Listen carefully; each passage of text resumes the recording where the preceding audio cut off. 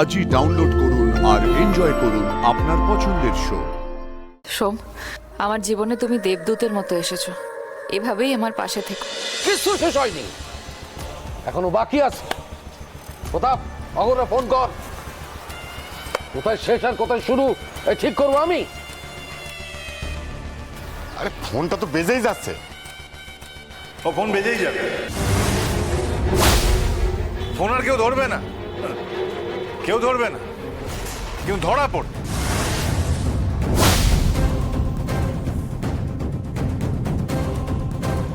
নিরীহ শিশুদের যারা ক্ষতি করতে চেয়েছে তারা ধরা পড়বেই। কি বলতে চাস তুই? বুঝতে পারছেন না? কমিটি মেম্বারদের বাড়ির ছোট ছোট শিশুদের মেরে ফেলার হুমকি দিয়েছে আপনি।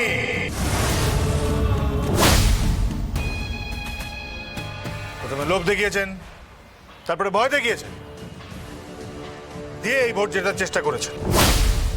কিন্তু আপনি পারেননি, পারেননি আপনারা। কেন জানেন? তার কারণ মা ভুবনেশ্বরী আপনাদের সঙ্গে নেই। কি বলছো কি তুমি সোম?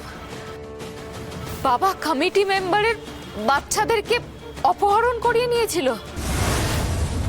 হ্যাঁ পার্বতী, শুধু তাই নয়, তাদেরকে আটকে রাখার ভার দিয়েছিল ওই মুন্সি কাকার ওপর। সেই কারণেই মুন্সি কাকাকে কোথাও দেখতে পাচ্ছি না। কিন্তু কিন্তু তুমি তুমি কি করে জানলে সোম? কি করে জানতে পারলাম? আমি যখন তোমার কাগজপত্র আনতে বাড়িতে যাচ্ছিলাম তখন। আরে তুমি বোঝার চেষ্টা করো না। শোনো শোনো শোনো, রায় সাহেব বলেছে যদি আমরা রায় সাহেবের কথা মতো চলি তাহলে আমাদের ছেলের কোনো ক্ষতি হবে না। আরে পার্বতী আমাদের ছেলেকে চিকিৎসা করে বাঁচিয়েছিল, কিন্তু ওকে ভোট দেওয়ারও ইচ্ছে ছিল। কিন্তু এখন কি করব বলো তো? এখন রায় সাহেবকে যদি ভোট না দিই তাহলে আমাদের ছেলেকে মেরে ফেলবে। আহা বোঝো ব্যাপারটা, শুধু আমাদের ছেলেকে নয়, যতজন আছে মেম্বার কমিটি কারোর সন্তানকেও বাঁচতে দেবে না। এতটা নিচে নেমে গেছে, শেষ পর্যন্ত বাচ্চাদের অপহরণ করেছে। বাচ্চাগুলোকে যেভাবে হোক বাঁচাতে হবে, কিন্তু কিন্তু এদিকে যে পারুর কাগজপত্রগুলো আনতে হবে, কি যে করি এখন। জানো পার্বতী, আমি বুঝতে পারছিলাম না আমি কি করব।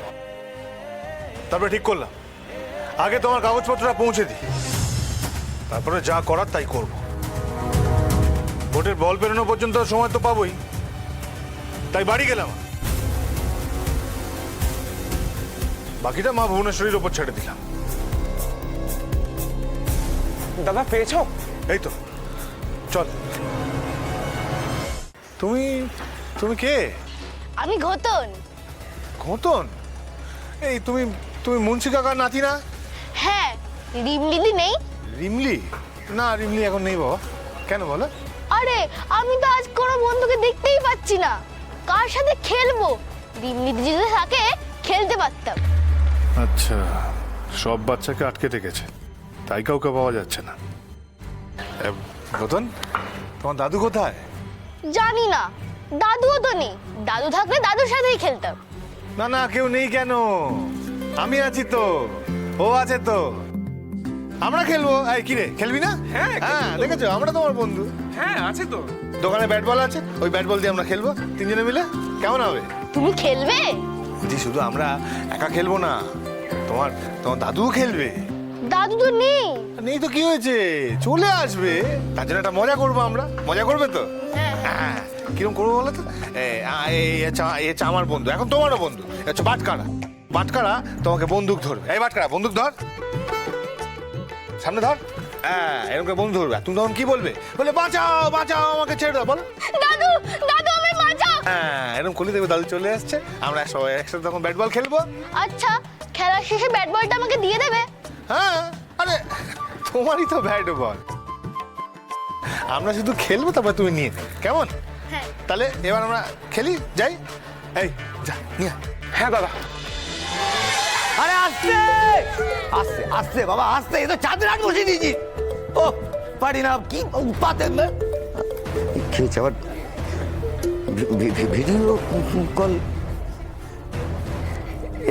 একই দাদু, দাদু আমায় বাঁচাও। দাদু আমায় মেরে ফেলবে। দাদু বাঁচাও। ঘটন, তুই ওখানে? এই কে কে আছে ওখানে? এই কে আছে? এই তুই তুই জানিস আমি কে? হ্যাঁ, তুই জানিস আমি কে? তুই কার নাতিকে আটকে রেখেছিস তুই জানিস? আমি তুই হ্যাঁ আমি সোম। কি মুন্সি কাকা, পৃথিবীর সব বাচ্চারাই কারো না কারোর নাতি নাতনি ছেলে মেয়ে সন্তান হয়, বলো তো, তাই তো? আসলে মানে সোম মানে আমি না ওই দায়ে পড়ে কাজটা করে ফেলেছি সোম। বেশ, যখন ইচ্ছে করে করনি তাহলে এবার যা বলছি তাই করো। তোমার নাতির জন্য। বল।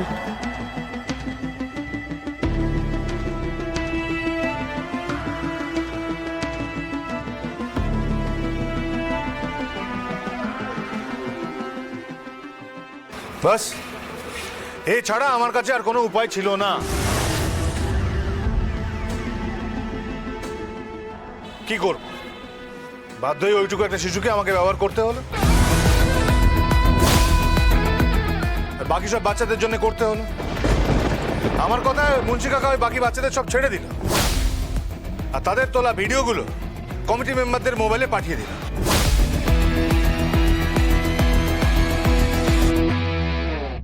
মা ভুবনেশ্বরীকে প্রণাম করে উঠে দেখি আমার মোবাইলে একটা ভিডিও এসছে। ভিডিওতে দেখি আমার মেয়েটা নিরাপদ আছে। সোম বাবা, তোর জন্যে আজ আমাদের ঘরে ছেলেপুলেরা নিরাপদে বাড়ি ফিরেছে। ভোটটা আমরা তোমাকেই দিতাম মা জননী।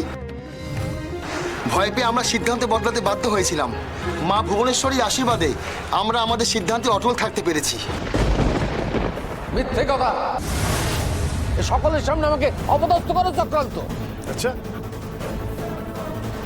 হ্যাঁ, এক মিনিট। কই বাচ্চারা? এই যে।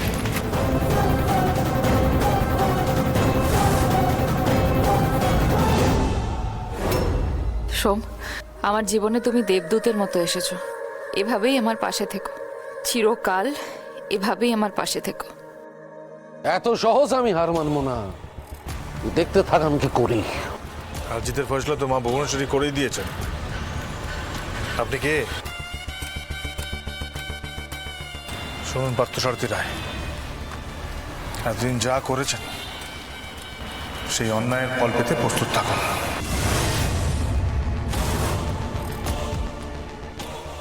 যেভাবে আজ সবার সামনে আপনার মুখোশটা টেনে খুলে দিয়েছি, ঠিক তেমনি এবার সবার সামনে আপনার গায়ে ওই রায় সাহেবের চামড়াটা টেনে ছিঁড়ে খুলে নেব।